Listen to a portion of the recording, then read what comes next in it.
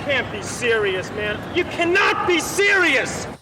So this is about the voice and the question of what Parliament will do about the voice and recognising, as if Indigenous people have to be recognised, as Jacinta Price says. There's 10 representatives in the Australian Parliament that are Indigenous people for 3% of the population. I'm not sure how much more representation they require. She says that. I don't say that. But this was a document that was found in a cafe. This is proper. This is true. And I'm not saying this. This was read out in Parliament about a document of ambered proposals that were given to the Albanese government as to... Is this what Pauline Hanson read out? Correct. It was left in a restaurant, or some staffers were working or something. And how would they leave a bit of paper like that in a restaurant? In Canberra? In Canberra? Because they get sloshed, I know. What? Yep, they'll get sloshed and they leave briefcases and papers around. What? Staffers? Yeah. Anyhow, this has been verified that it was left there and it's not made up. How could you make any of this stuff up? But this is why people are sceptical of the whole divisive nature between pitting them against us, if you like. We are just all Australians, but this is their 11 bullet points about what they want to happen in the voice and be ratified in Parliament. And I'm reading it out, so I'm not making it up. It says a minimum of 10% of the population, a minimum of 10% of judges, magistrates, SES workers, AFP, Australian Federal Police, State Police, and a couple of others, a minimum of 10% have to be Indigenous. That's the first point. The second point is no tests or entry fees for universities. So you just don't have to have a test, you don't have to qualify for a score or any test, and you have no fees to be, if you're Indigenous, to be accepted into a university. A reduction in the old age pension and the old age retirement age, because they say Indigenous people die younger than all other Australians. 4, first preference given to public housing vacancies, so that if there's public housing vacancies, if you are Indigenous, you get first preference as to being able to rent them or live in them free. 5, 50% reduction in fees for music and sporting programs that are publicly funded. So you get a 50% reduction discount or membership, is it? Yeah, 50% reduction in fees. Yeah. 6, beaches and parks are under the control of the various, and inverted commas, tribes, and they are the property of those tribes. And on the back of that, number 7 is rivers and streams. They are the property of the tribes, and fees have to be paid as to the use of water and to the use of using those rivers and streams. We're already being charged for that. But it's under the auspices of the tribes I'm now. already being charged for that because I receive water rates. We go through and break a lot of this down. I'll go to this one. I get charged right now for water rates, and I live in the country and I provide my own water. When I rang up and queried it, it is said it is for the protection of the waterways and the creeks and the maintenance and whatever else. Yeah. So I'm already being charged. Don, so you're not on Mains Water? I'm not on Mains Water. How can you get a bill? Because they've got to maintain the creeks and the waterways and all of that. I'm already being charged. We are all being charged, but they say now this proposal is that they come under the auspices of the tribes and they collect the revenue and are they going to maintain the creeks and whatever else? Don, I'm reading out what they say. You got to break all this down. No, this is the 8th point. Mining as above for the rivers and streams. They control the mining leases. They control it all. It's under the ownership of the tribes, the particular tribes to the area that you're talking about, and they charge the fees as opposed to the government. 9, 50% reduction in income tax. So if you Who for? Everyone? No. Oh fuck! I don't know why I bother doing this. God. Did you hear what he said then? 50% for Come everyone. come on. What's keep wrong with going, you, man? Keep going. Don, I'm reading out a proposal. Right, keep going. What's the next point? Number 9. 9. I'm reading out a proposition 9. about Indigenous people. They want a 50% reduction in income tax, and he says, what, for everyone?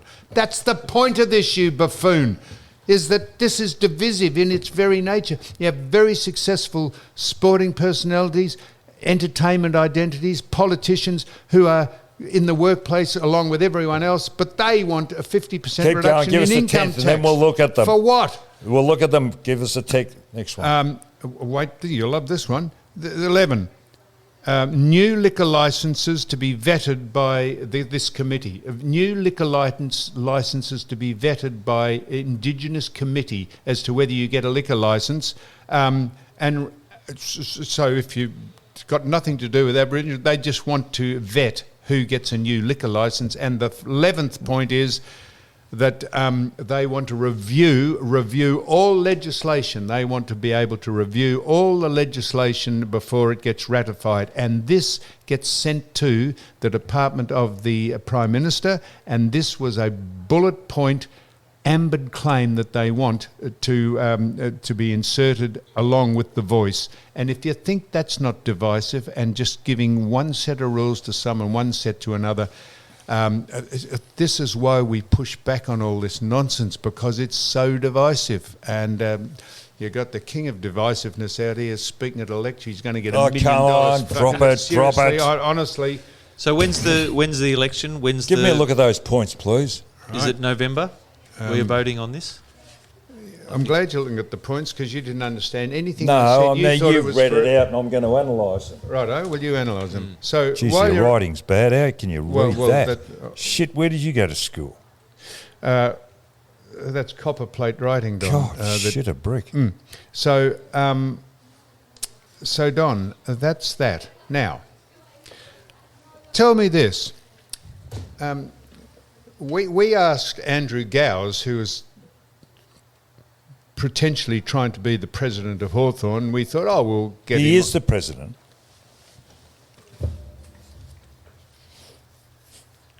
God, fuck. Do you believe this? We asked Andrew Gowes, who was potentially going to be the president of Hawthorn, before he was the president, we asked him to come on and be interviewed here on this forum. And he said on text to me, I think I can betray the personal text he sent me because we've mentioned it before, wouldn't like to at this stage come on, but why don't we play golf and we'll have a chat about what my ideas are and my platform and all that. He didn't say that in as many words, and we said he can either go to headquarters down at Royal Melbourne or we can go down to Point Lonsdale, and he said he's not doing any interviews. And then you alerted me to the fact, or it might have been vice versa, a week later he'd done an interview in the, what did he do, an interview in The Age or some other forum, and I texted him again. I see that you said you weren't doing interviews. He said, I see there's an interview in one of the press. And I said, well, come on our show again. He said, no. He said, I won't be coming on your show.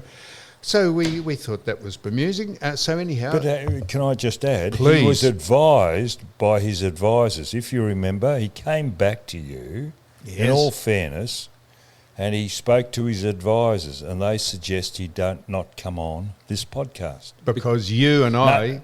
Well, I don't know, but The his hard advisors. question. You and I might ask him some questions that he didn't want to be asked. Is that probably why, is it? Anyhow, that didn't deter you, because they had a meeting the other day and you stumped up yourself there, and he was up there like a peacock sprouting how great everything was, and you went bang, bang, bang. You said, oh, just a minute, Andrew. You said this, and you took him to task. Were you there? So, this is what I heard. Oh, Well, who'd I hear it from? I don't know. You. Oh, you fucking buffoon. So you. And he scampered away with his tail between his legs and then texted you and said, "Oh, Don, why don't we gather for a morning mocha java with cream and maybe some scones on the side, and we can discuss our differences?" And you said, "No, I won't be doing that." So, Don, tell me what your beef with Andrew Gowes is. Tell me what your beef and why. But you've got to set the scene. Good. Now, come on. They had a Unite and Inspire meeting. Well, I didn't come up with that title, but they Unite and Inspire. Inspire. Yeah. That's what it was called. Yeah. And anyway, it was held out at whatever the name of the place is now. We played when we played. It was called Waverley, but it's now called Bungle something else. It's Bungaringi Park. Yeah, go on. So anyway, we're out at Waverley, and there were about 40 odd people there, I think. I reckon half of them were staff. But this Unite and Inspire. Yeah, so as various groups from within the club were coming along. I think a lot of them put their apology in because it was a week late. I think there was supposed to be 100. Get on with it, Don, please, anyway, for God's sake, man. I asked a few questions. What, like what? Okay. Yeah, okay. I asked the first question. I will say the questions because this is public.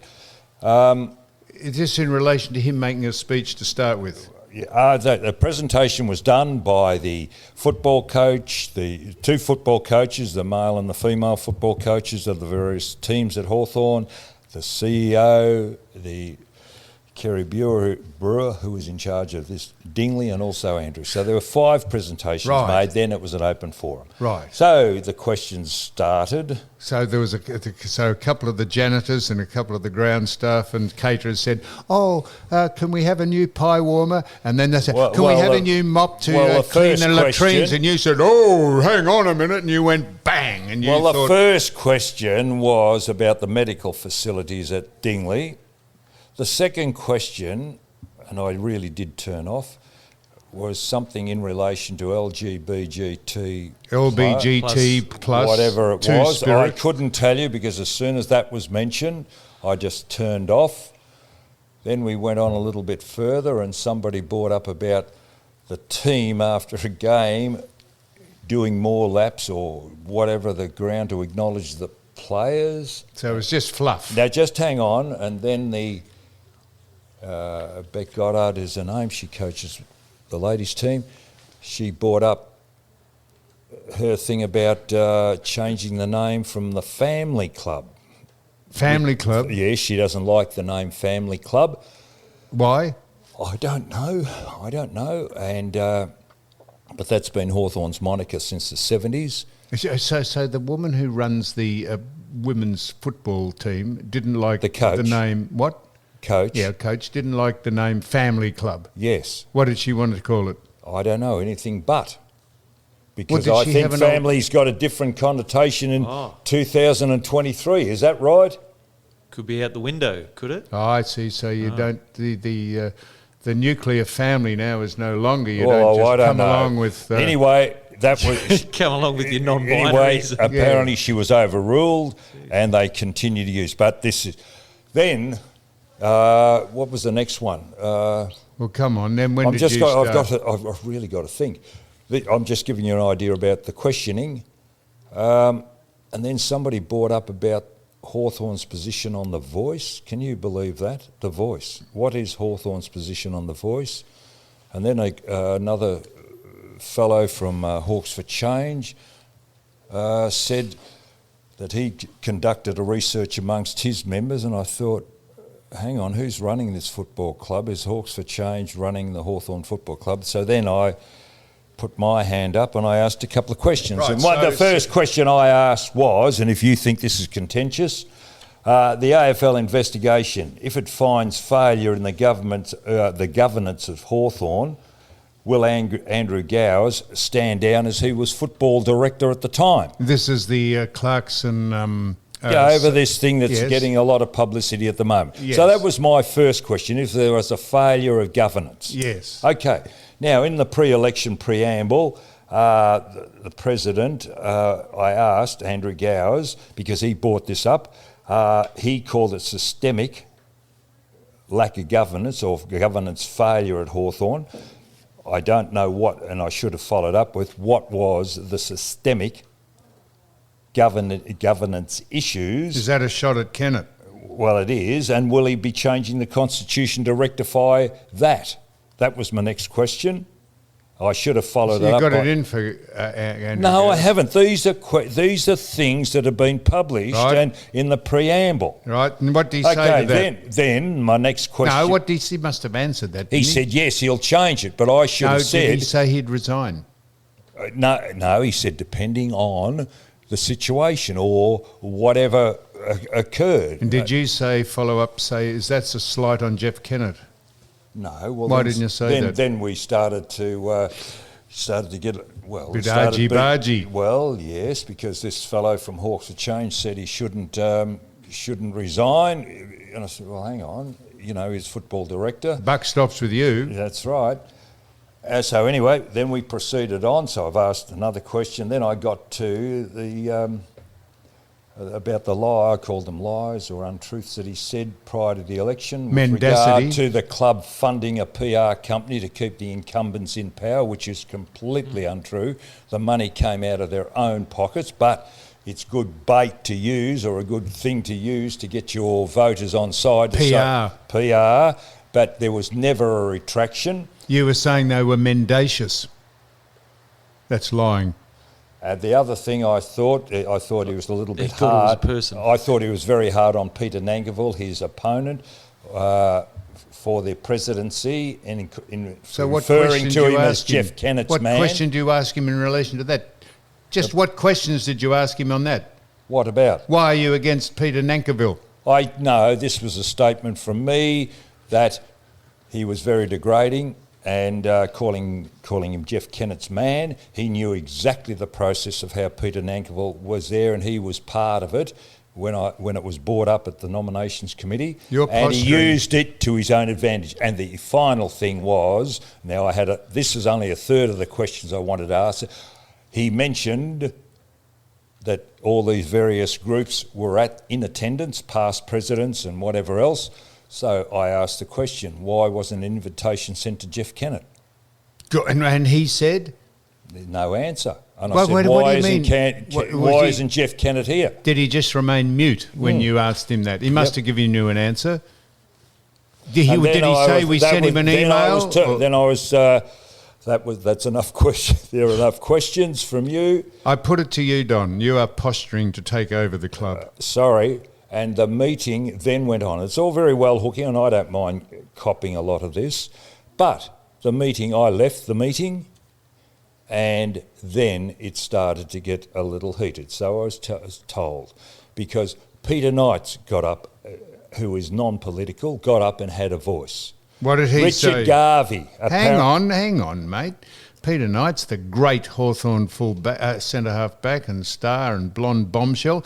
What did he say? Well, it's something to do with who is running the club. Was he agreeing with you? No, he was asking the question. Listen. He was indirectly agreeing with you, Don. Shut up if you want me to answer. He brought up who is behind Hawks, this Hawks for Change. Unite and Inspire. No, they're a group behind, because this Hawks for Change were the body that would put in Gowers, Silk and Molino. Now, are they running the football club? Because Gowers got up and thanked them at his acceptance speech at the annual meeting. So, and then this Hawks for Change are there. They're a dissident group. And Knightsy asked who is running the club, and there was something, he got quite, not vocal, but he became very interested. Richard Garvey, who is the past president, asked the same question. Now, I understand it's starting to get a little bit heated. Campbell Brown also got up and had a few words, and they decided, the MC, Emma Race, said, well, I think this might be getting out of... So we might just cool everything down. So after I left, I cannot comment because I wasn't there. This is what I was told. So you loaded the gun, Don, and then I asked, let them fire the bullets. Excuse me, I'll load the gun and fire my own bullets. Blanks, and I'll make them. I've heard blanks. There are blanks now since the operation. But now, Don, I wouldn't like to retain you as my attorney at law. When you said you asked him a question, you have not given his answer. When you There was said no answer. When you said was Jeff Kennett invited, what did he say? Nothing. Well, what do you mean? He just met with silence, was it, or did he say?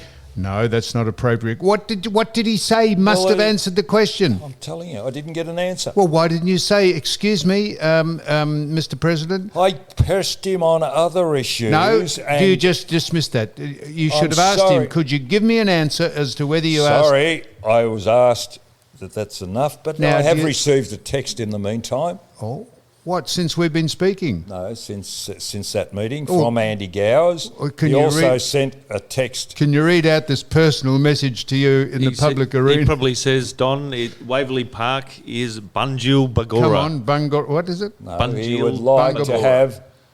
Come he on. would like to have a meeting with me. That's right, because he's taken to heart what you said, and he's now just getting a bit... he's getting. But he's also sent a message similar to that to Jeff Kennett.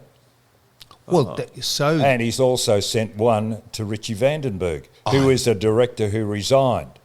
So, here's An this olive old branch. saying, Don, keep your enemies close, but keep your enemies closer. He's now thinks you're on the warpath, and he's going to try and placate the situation by getting Jeff Kennett, who he made a slight at, according to you, because he wasn't asked to go to the meeting, because you said that past presidents and executives had been, and you said quite rightly, has Kennett been How did I invited? say it? How did I say it? No, you said, has Jeff... And he... No, Don, you rang Kennett, didn't you? And you said, were you Have asked you to the been meeting? He said, no, I didn't know it was on, Don. They said that I had been sent a email, but I didn't see it. But anyhow, if he wants to, are you going to pick Jeff Kennett up in your car? Not in that fucking truck you drive. That's got a chassis, and it's got a cabin where you sit, and on the back of it, there's nothing. It's a tray. You could put him in the back and tie him down like a hog and drive him to the meeting. You and put him, like you're going to market. You could have them all in the back of the tray. Who was the other one? Vandenberg. Peter Knight? Peter Knights, the high flyer in the back. People would look and say, shit, Down look at Swanson that. Street. Here's Don driving these people to Campbell market. They Brown. look like Don't they're... forget Campbell Brown. There's And- four of them in the back of the tray. Oh, I You could tether have- them down with ocker straps. You think I'll have to- you think- So it just, I'm asking you this again, Don. Is Peter Knight sympathetic to your strategy? No, well, I don't think they're sympathetic. They've got their own questions that they wanted answered. Well, Which you are said who's running the club, and you said Knight's asked that as well. No, I didn't bring up anything with regard to Hawks for Change. But So- obviously these other fellows were, and I don't know what Campbell Brown's beef was, but he was involved as well. So you only paid lip service to the LBGT Yes, and if question. they'd done their reporting a little bit more, been a little bit more accurate in their reporting, they would have reported what the other people said or... So you've just ignited a hornet's nest No, down no, there. no. Well, he's reacted by sending you. I saw that on your phone. I wasn't privy to reading it, but I saw quite a long paragraph about would you and Jeff and Richie and Peter No, anyone else. There's no mention of those boys on the text. They've each received their own. I see. And Jeff got hold of you and said, "Will we go and see him?" No. There was no plural at all. In light of the fact you've lost your first two games, this might be a bit of a coup. That you're starting to stage a coup. Let me ask you this direct question, and don't be a fucking idiot when I ask it. Don, if you were approached by a body of people who are interested in the welfare of Hawthorn, would you take on the presidency of that club in a managerial capacity? No. No, think about it, please. Don't be too quick to answer. Why not? You've got to put your money where your mouth is, mate. It's no good lobbing grenades in. Conviction is reserved for those on the sidelines watching in. You've got to actually get in there. You can't go there carping and nagging at everyone if you don't put yourself up. Don. And do you know what he's doing now? He's trying to unlock He's trying to unlock those metal chains that someone gave him to stop him doodling Barney with the pens. McCasker. Yeah, You're not paying any attention to me. I've answered your question. No. You know what? They could do worse. What? They could do worse. Well, I'm not sure if they could. He spends his time down there tinkering around with his horses and down in the farm there, and you come up here in your brightly coloured clothes looking like a peacock and a fucking one of those... what are those? Fucking what? Fucking what? What are those things that change their colour on the... Yeah, an iguana. No, not iguana. Chameleon. A chameleon. Ivan. The jet lag's done you good today. You should not log off the plane back. You're like a chameleon. You go there and you're beige and you're bland down there, and you come up here and you're all frothy and colourful and fucking people. You're like psychedelic fucking picture in people's eyes, and you come up here with that silly little hat on, and you go down there and I want this and you said that and I can't do this and we're going to do that. And then you get in your little truck and you drive home and you think, shit, you get half a Roger going home. You think, gee, Come on, Fiona, come on. I want to have some sense here, please, and I've got to take you to task quickly. So, all right, well, so that's... Now, you two last week, I brought up the fish issue in the Darling River, and you all... We finished with Hawthorn. We've completely have, because there's a little bit of sanity has come back to the podcast in Fiona Byrne.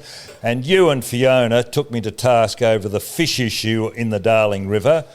And you heard what Barbara Law said, because they depend on it for water further down, and you got all these decaying, rotting fish floating from Menindee. I see that it is such an issue that the newly elected Premier for New South Wales, Mr. Minns, is flying out there this morning at 6 o'clock to have a look at the damage. Now, we were first with it, but you two gave it scant attention. You just glossed over it because you are city people. You don't understand what goes on in the country. No, Don, we only gave it scant regard because you were speaking to Barbara Law, and out of the blue you said, "Oh, and how are the fish going?" And I said, "Don, I don't know what you're talking about, but could you just give us a broad snapshot of what it is you're asking, Barbara?" And she said, "Oh, well, Sam, we have a whole lot of fish that have been bundled up because the river has got drought or it's flooded." And at least she painted the picture. You just said, "How are the fish going?"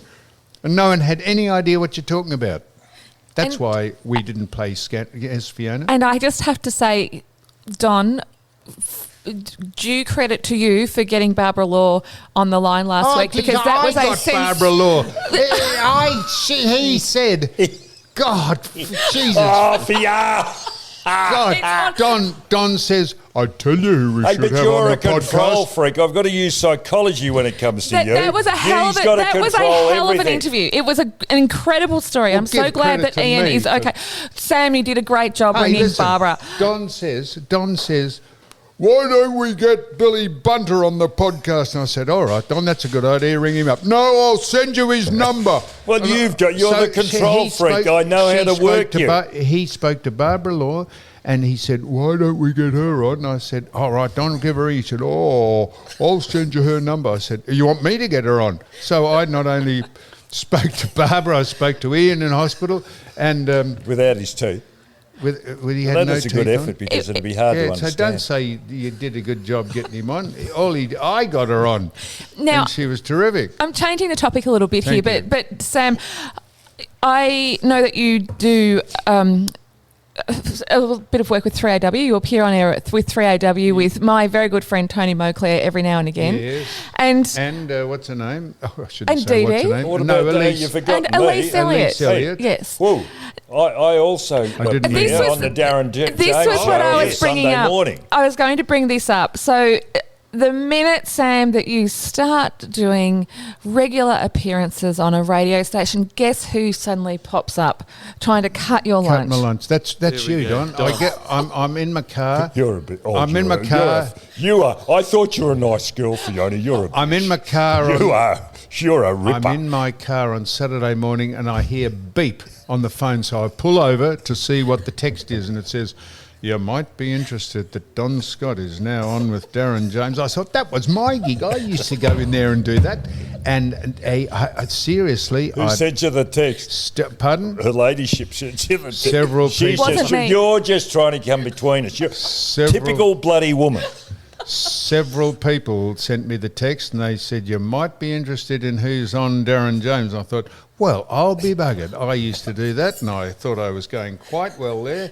But What was he speaking about? I couldn't pick up 3AW in the phone in the car. Not AW's fault, but my car's fault. So I don't know what. 1278. Yeah, I know the number. It just doesn't pick it up. I got an old card on, like that thing you call a car. What did you speak about, and why are you trying to?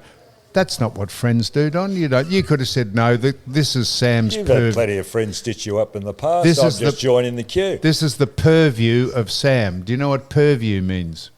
We're going to do a word a week. Don wasn't quite sure what was the word. He didn't know what it meant. Lexicon. Lexicon. Lexicon. I thought it was the Lexicon Meccano meant. set. Part of the Meccano set. Lego. You get home and open the Legos. That's just a silly joke. So well done, Phoebe. Do you think that's resonated with him, that he won't stop cutting my lunch? Well, I just thought it was interesting. He's snapping at your heels, Sam. It would have been snapping about at your heels. horses. Okay. Is it about horses, equestrian? No. No. Now Life. So what we're going to do now The is hour went very, very quickly. That's how good the interview was. It's not an hour, Don. It was with Darren and I. You probably get 5 minutes. We went for an hour. Before we speak to what? Darren listens to this too.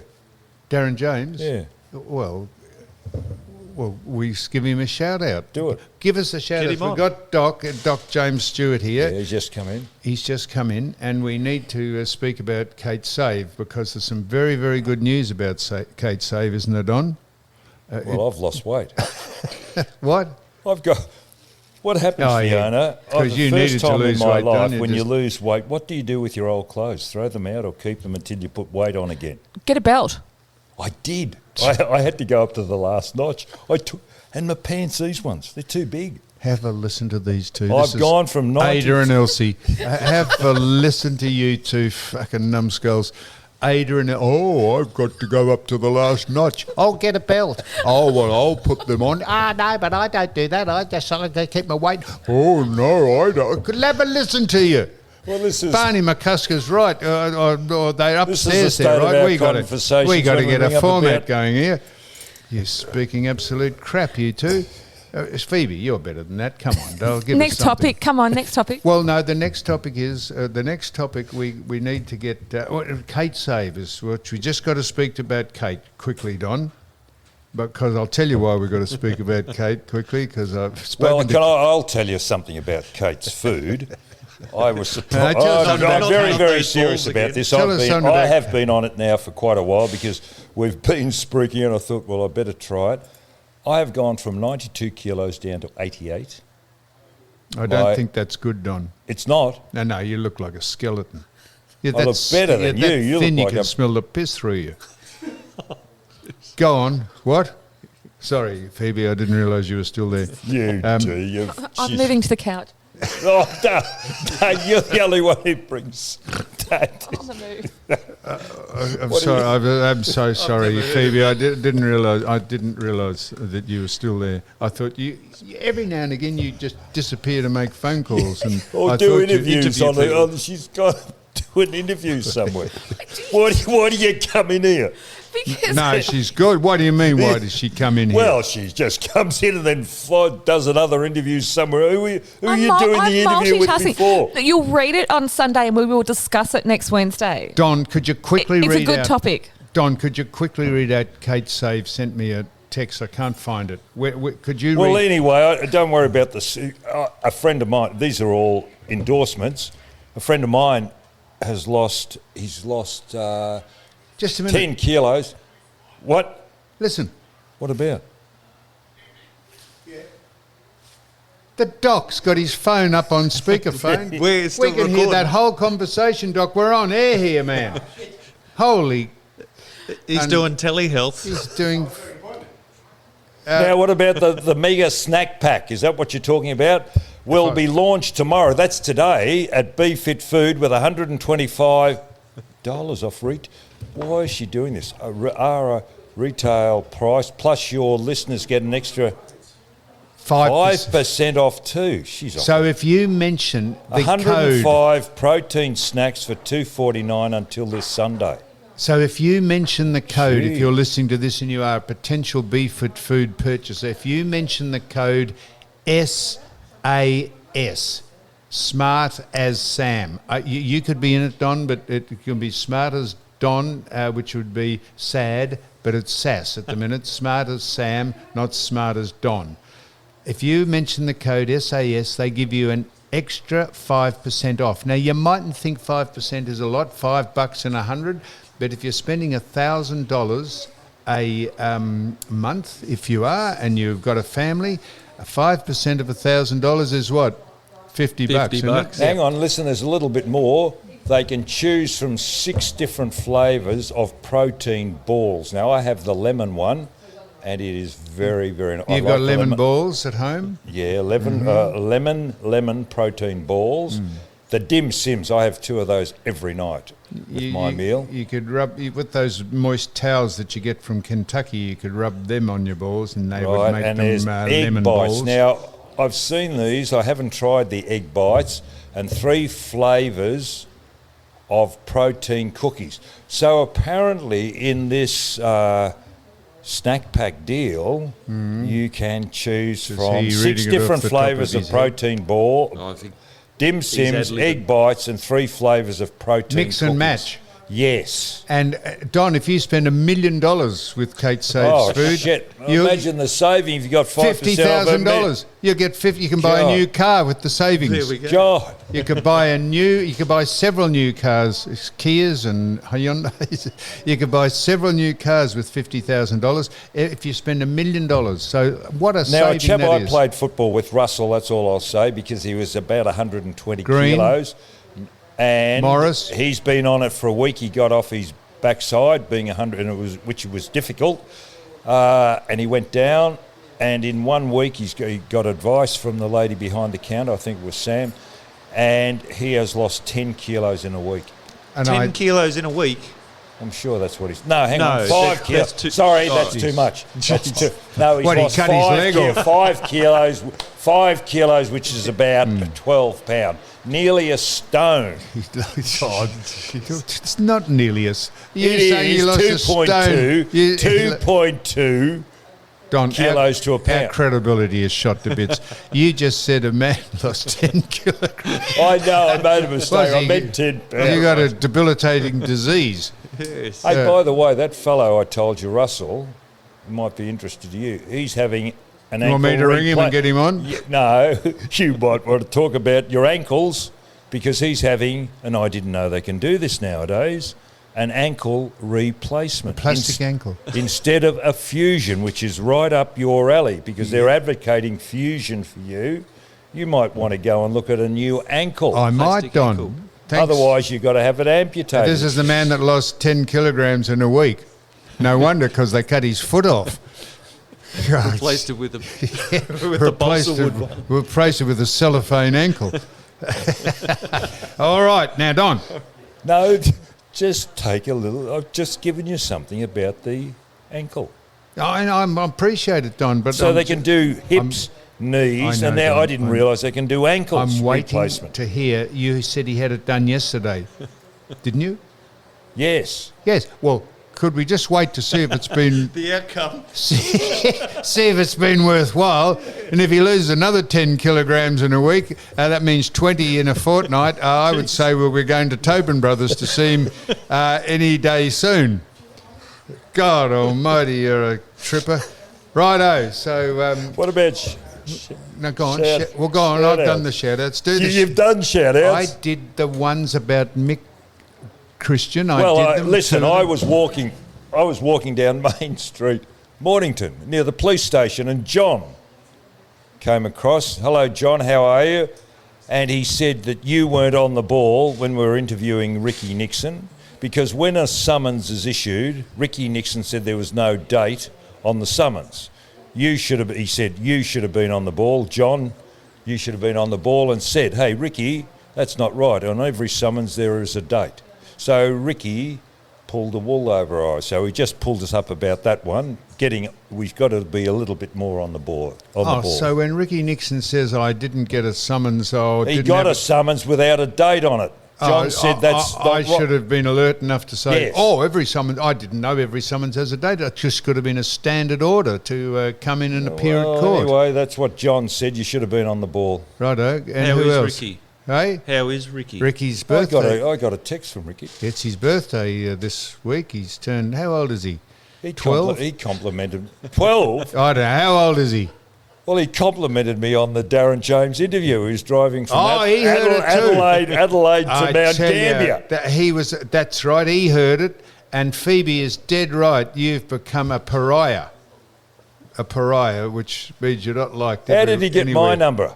Hey? How did he get my number? Because you give it to him. Bullshit. You do. Bullshit. You love you. You give it to bloody- him, hoping you just he'll hand speak my about number you, out to and then anyone. You can, what? I demand privacy and don't hand my number out to anyone. Well, there's a nice how do you do. So every guest, have a listen to this. Every guest we have on, Phoebe, we've had. She's back again. We've done You 100. have- This you- is our 191st episode, right? We've interviewed 180 guests, and every time at the end of it, Don says, "Give them a number to the person that we spoke to. I want to thank them for coming on." So I've given out your number 180 times, Don. Why would we stop at that? I give it to Ricky Nixon. He said, "Have you got Don's number?" You and you have- say, "Oh, don't give him a number, Al." Let Fiona You have have become the Prince Harry of this podcast. It's Harry. Yes. He's Yeah. a dickhead. wanting publicity and then wanting your privacy at the same time. Correct. You I thought you were a nice girl. you shun attention, but you crave it. You are an absolute hypocrite, Don. Shit. You are. You Can are I give another shout out? quickly, and then we It's got the doc. called Zanzibar Sports Bar in Thailand, Phuket. Yeah, Zanzibar, Phuket. Yeah. It's a sports bar in Phuket. Yes. So all of those people in Phuket who are listening at the Zanzibar. Where did you get Sports this Bar. from? Sports bar. The man Who's- came up and gave it to me.